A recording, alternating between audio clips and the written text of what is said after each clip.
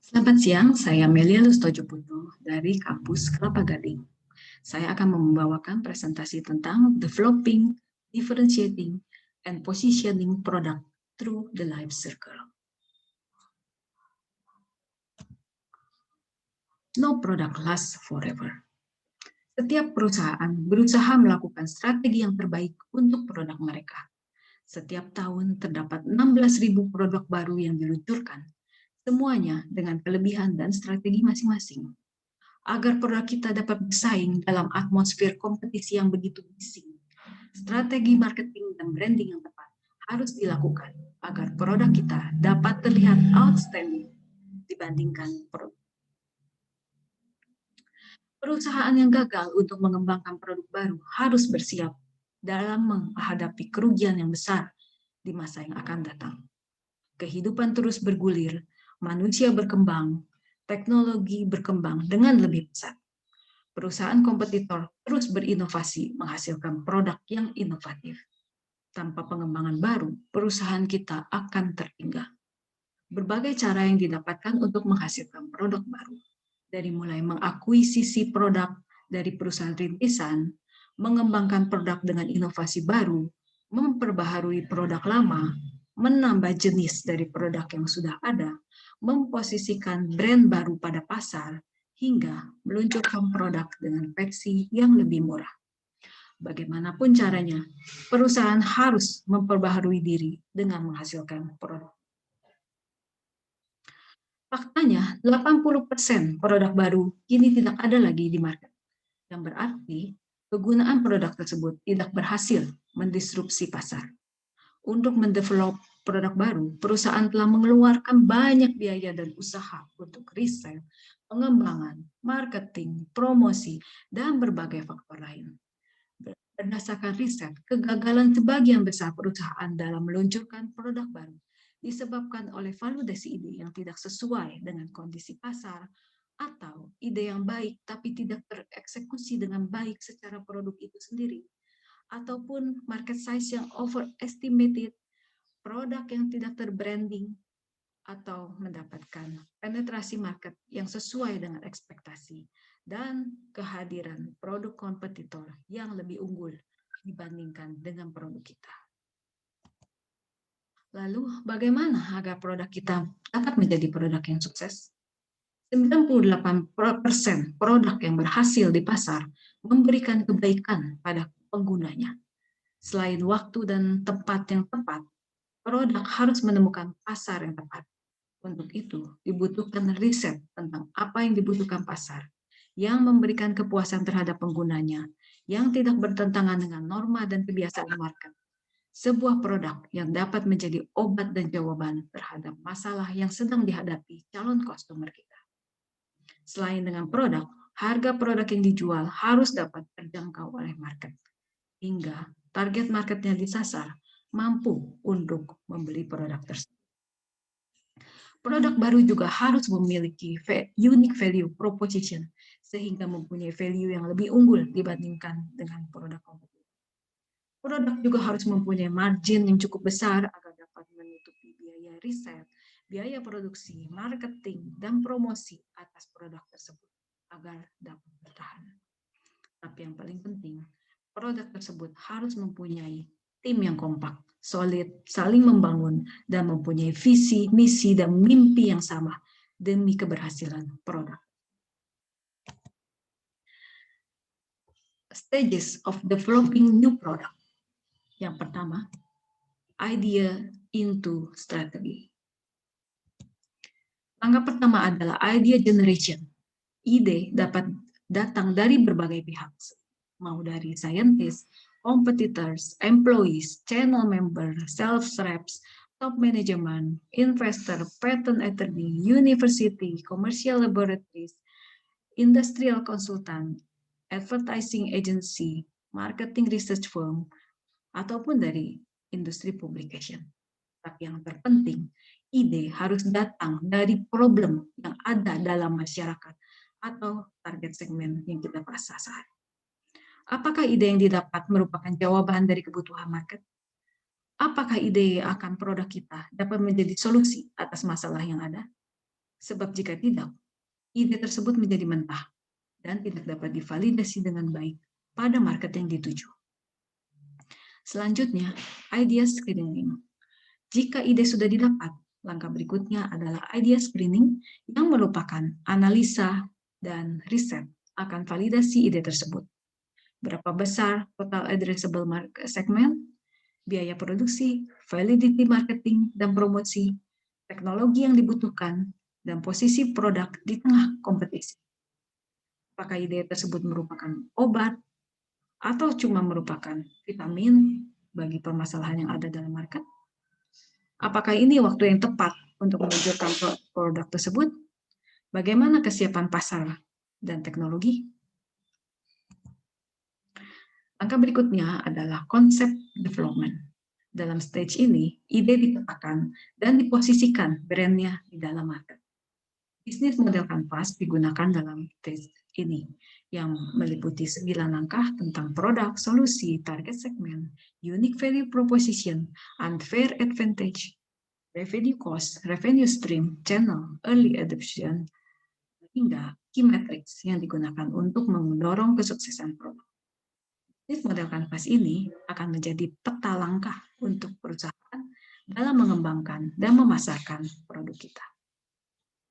Dilanjutkan dengan konsep testing.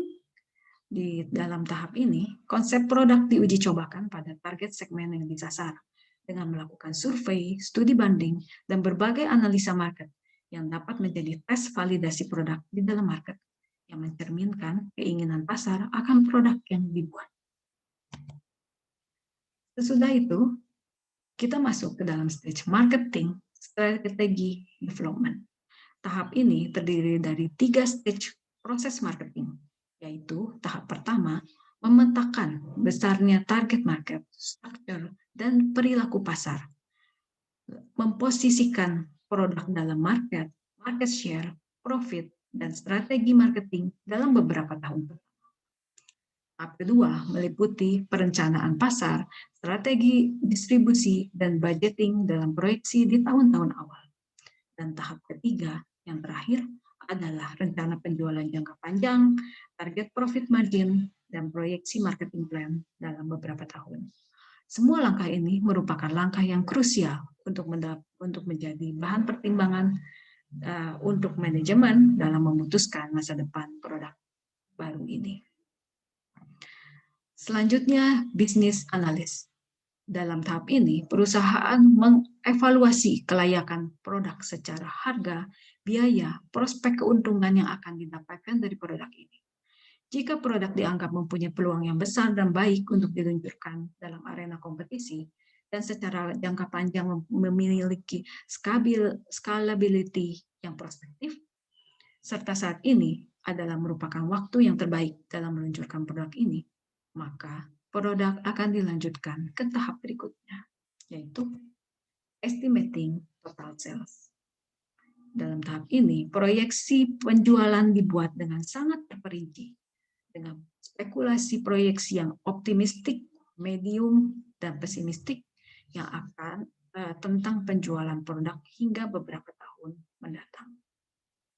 Di sini kita juga mentargetkan retention rate dan churn rate berdasarkan data yang ada. Dibuat perencanaan yang realistik untuk terus meningkatkan lifetime value dan menurunkan customer acquisition cost agar dapat menghasilkan profit yang optimal untuk keberhasilan produk ini. Estimating profit dan cost adalah tahap berikutnya, di mana proyeksi finansial yang realistis digali dengan lebih dalam hingga menjadi target OKR untuk perusahaan dalam mencapai profit yang diharapkan. Dalam tahap ini ditentukan titik break-even point yang ditargetkan oleh perusahaan dengan menggunakan metode risk analysis untuk mengantisipasi semua possibility yang kemungkinan timbul. Setelah stage ideation, kita memasuki development into commercialization yang dimulai dengan product development. Setelah melewati tahap idea validation, ide divalidasi menjadi contoh produk dalam bentuk prototype atau MVP, minimum viable product. Untuk mengurangi resiko kegagalan, MVP ini dibuat dalam bentuk seminim mungkin dalam memenuhi problem yang ada dalam market segmen yang dituju. MVP atau prototype dicobakan pada responden, dites penggunaannya, dan dikumpulkan feedback yang didapatkan untuk dilakukan revisi dalam menghasilkan produk yang sempurna. Proses ini diulangi beberapa kali hingga mencapai tingkat kegagalan 0% sebelum diluncurkan menjadi produk unggulan yang terbaik, yang mampu bersaing dan unggul di dunia kompetisi. Setelah produk unggulan berhasil diciptakan dan manajemen puas dan optimis akan fungsi dan tampilan produk, produk dikemas dalam nama brand dan kemasan yang menarik, dan mulai dites ke pasar dalam tahap market testing. Dengan menggunakan beberapa metode awal seperti promosi, diskon, referral, game, dan berbagai cara untuk mendapatkan perhatian dari pasar atas produk ini. Dan diharapkan akan mendapatkan feedback dari market yang real, yang akan dapat menjadi evangelis customer untuk produk ini. Tim marketing juga melakukan reposisi brand atas market pada tahap ini. Semua produk mempunyai cara dan marketing strategi yang unik dalam mendapatkan early adopter produk dan melakukan penetrasi pasar dengan cara yang kreatif. Selanjutnya, sesudah semua siap, kita memasuki commercialization. This is the real one. Where, when, whom, why, and how. Setelah market testing menghasilkan feedback yang memuaskan, saatnya produk diluncurkan ke khalayak luas. Disinilah semua tahap yang dilewati diuji. Biaya marketing dan promosi akan mencapai puncaknya pada saat ini, di mana perusahaan akan melakukan bakar uang yang sesungguhnya untuk memperkenalkan produk baru pada pasar yang sesungguhnya.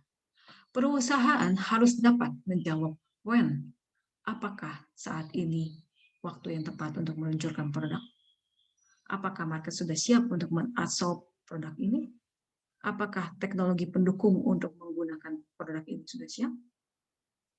Where, di mana produk ini akan diluncurkan? Apakah produk dapat dipakai secara geografi dan kondisi iklim tempat itu? Whom, untuk siapakah produk ini ditargetkan? Apakah target market sesuai dengan produk ini secara adat istiadat, agama, kebiasaan, tingkat pendidikan, dan tingkat penghasilan? Why? Mengapa produk ini diciptakan? Problem apa yang akan dipecahkan dengan produk ini? Sesuaikah dengan visi dan misi perusahaan? Dan yang terakhir, how? Yaitu bagaimana produk ini diluncurkan, dipenetrasikan ke market, dan diterapkan. Perusahaan harus dapat menjawab semua pertanyaan tersebut sesuai dengan strategi dan planning yang telah direncanakan pada stages. Pada tahap ini, pada tahap berikutnya, produk akan berinteraksi secara langsung dengan konsumennya. Perusahaan harus dapat membuat konsumen sadar akan keberadaan produk dan fungsinya, dan yang terutama membuat calon konsumen dapat mencintai produk ini dengan setia dan dapat mereferensikannya pada calon customer lain. Pada tahap awareness, konsumen disentuh kesadarannya akan keberadaan produk. Marketing melakukan promosi terbesar untuk membentuk kesadaran ini.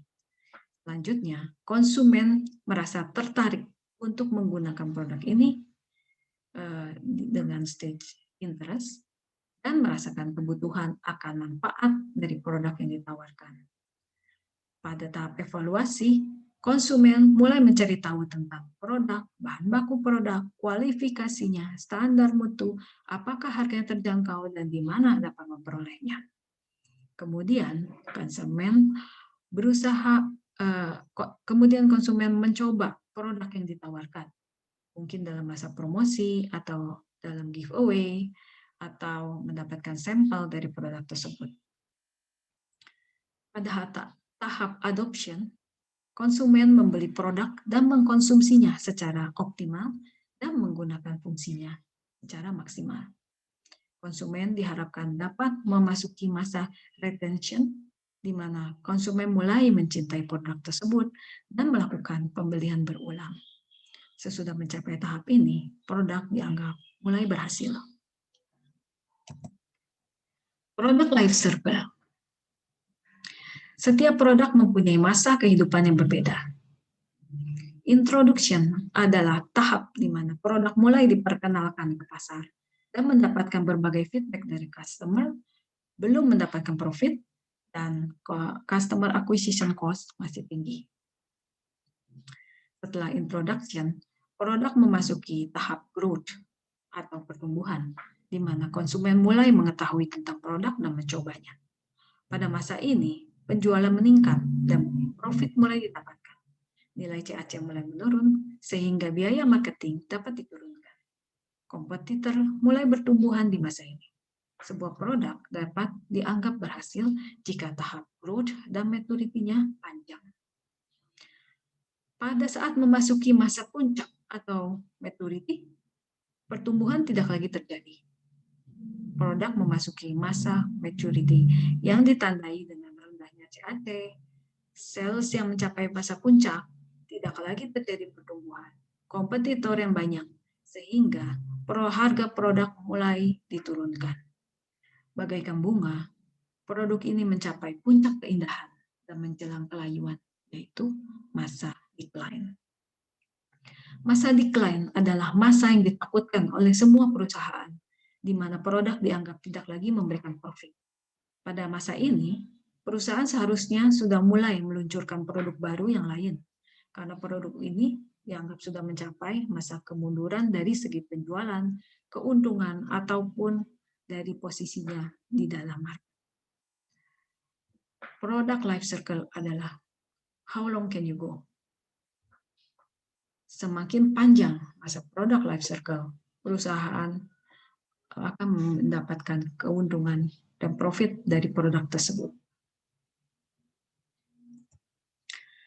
Untuk mempertahankan posisi product life cycle yang panjang, produk harus bisa menunjukkan keunggulan dan keunikan dalam pasar dibandingkan kompetitornya, agar dapat bertahan dan unggul dalam dunia kompetisi red ocean yang brutal.